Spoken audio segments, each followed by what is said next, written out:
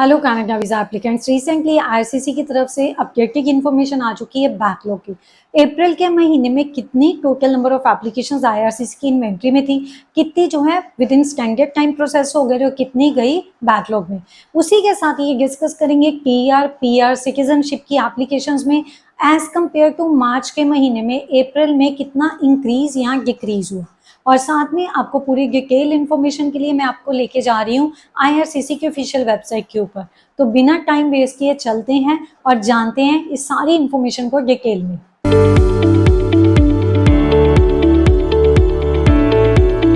तो व्यूअर्स आ चुके हैं आईआरसीसी की ऑफिशियल वेबसाइट के ऊपर, जहाँ पे हम जानेंगे आईआरसीसी की इन्वेंटरी में कितनी एप्लीकेशन इन टोटल थी इन द मंथ ऑफ अप्रैल, और उसमें से कितनी स्टैंडर्ड टाइम में प्रोसेस हुई है, कितनी बैकलॉग में गई है।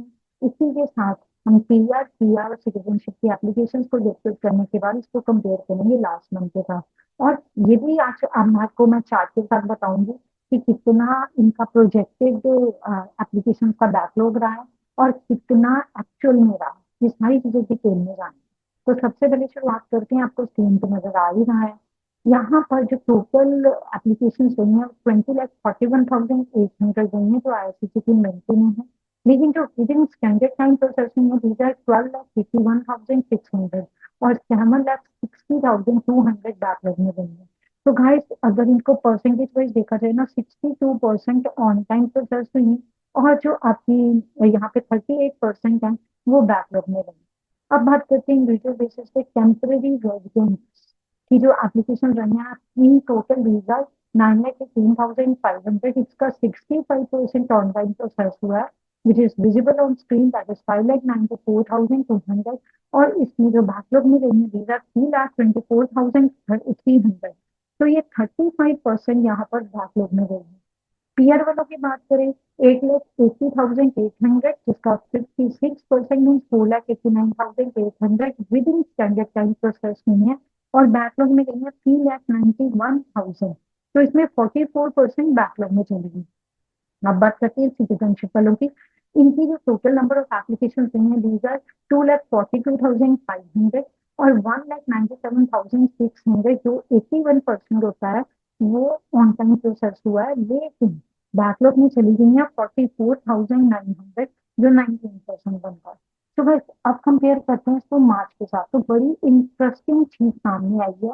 यहाँ पर टोटल नंबर ऑफ एप्लीकेशन बढ़ी है और सबसे खूबसूरत बात ये है कि ऑनलाइन जो प्रोसेसिंग है ना, उसमें भी सबका नंबर बढ़ा है, चाहे वो टोटल हो, चाहे पीआर हो, चाहे पीआर हो, चाहे सिटीजनशिप की एप्लीकेशन हो। लेकिन बैकलॉग में देखा जाए टोटल और पीआर मीन्स स्टडी वर्क वालों की एप्लीकेशन का जो बैकलॉग है वो पिछले महीने से कम हुआ है। लेकिन पीआर और सिटीजनशिप वालों का बैकलॉग पूरा बढ़ा है। तो ये बताता है कि आज भी कनाडा में लोग बहुत सारे पीआर अप्लाई कर रहे हैं। चलो भी आपको डाटा डिस्कस करती हूँ। कंपेयर करके मार्च के महीने में जो total number of application IRCC की इन्वेंटरी में थी वो 65,100 कम थी इस महीने से। तो इस महीने में इसकी बढ़ोतरी हुई है। द नंबर और the figure which comes in front of us that is 65,100। PR वालों की बात करें 33,900, पीआर की बात करें 28,100 और सिटीजनशिप वालों की बात करें 3,100। सब एप्लीकेशन अबव गई हैं, ये नंबर मैंने आपको बताया। ऑन टाइम प्रोसेस वालों का नंबर भी ऊपर गया, that is 84,800 for total. PR वालों की बात करें 65,800, पीआर वालों की बात करें 17,200, citizenship 1,800 application on time process हुई है पिछले महीने से ज्यादा। बैकलॉग की बात करें टोटल जो अगर कंपेयर किया जाए तो 19,700 बैकलॉग कम हुआ है। इट मीन्स आईआरसीसी अपनी तरफ से कोशिश कर रही है कि बैकलॉग को कम किया जाए। पीआर की एप्लीकेशन बहुत ज्यादा रहती है हमेशा ही, और इसमें 31,900 एप्लीकेशन कम हुई है, मतलब as compare to the month of March. Total बढ़ा है लेकिन पीआर वालों का प्रोसेसिंग भी ज्यादा हुआ है, तो इसीलिए बैकलॉग इस केस में कम देखा गया है अगर मार्च के साथ कंपेयर किया जाए। और पीआर वालों की बात करें 10,900 एप्लीकेशन बढ़ी है और सिटीजनशिप वालों की 1300। तो अभी हम डिस्कस करते हैं जो चार्ट आईआरसीसी ऑफिशियल वेबसाइट पे आया regarding the. I am going to discuss only for the month of April. So guys, here you can see permanent residence की बात की जाए, यहाँ पर IRCC ने लिखा है कि टोटल जो उन्होंने डिसीजन दिए हैं दीज आर 1,56,450 और इन्होंने 1,32,100 परमानेंट रेजिडेंट्स को जनवरी से अप्रैल तक, it's not only in the month of April, from January till April this year, पहले 4 महीनों में वेलकम किया। फेडरल स्किल वालों की बात करें तो जो डाटा एक्चुअली सामने आया है, that is actual backlog in the month of April is 22%, दो प्रोजेक्टेड 20%, टारगेट में इनका 20% आया, लेकिन इससे मतलब जो प्रोजेक्टेड होता है, जो IRCC एज्यूम करती है कि इतना बैकलॉग रहेगा ही रहेगा, उससे 2% ज्यादा हुआ। Now let's discuss PNP। काफी लोग PNP में अप्लाई करते हैं। PNP में अप्रैल का अगर डाटा देखा जाए ना, इसमें प्रोजेक्टेड बैकलॉग 35% था, लेकिन एक्चुअल उससे बहुत ज्यादा हुआ है, दैट इज 49%। तो गाइस यहाँ पर एक चीज आपको क्लियर कर दूं, IRCC हमेशा एज्यूम करती है 20% एप्लीकेशन बैकलॉग में रहेंगी।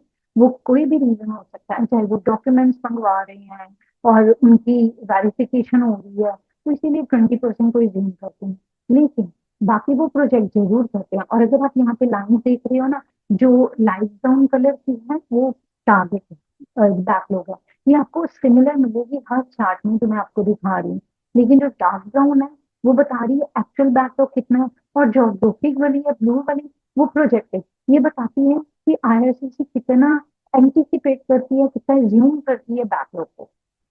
तो अगली बात डिस्कस करते हैं स्पाउस, पार्टनर एंड चिल्ड्रन की। यहाँ पर अगर देखा जाए इन द मंथ ऑफ अप्रैल, यहाँ पर बैकलॉग जो टारगेट से काफी कम रहा है। प्रोजेक्टेड 15% था, लेकिन फॉर्चुनेटली जो एक्चुअल बैकलॉग रहा है दैट इज ओनली 14%। तो जो इवन एंटिसिपेट इन्होंने किया था उससे भी कम रहा है, that is very good news. अब सिटीजनशिप वालों की बात करते हैं। सिटीजनशिप वालों की देखी जाए, यहाँ पर 20% टारगेट है, लेकिन इन्होंने प्रोजेक्ट किया 17%, लेकिन एक्चुअल बैकलॉग पूरा प्रोजेक्ट से ज्यादा रहा है, that is 19%। Now let's discuss about TRV, temporary resident visa.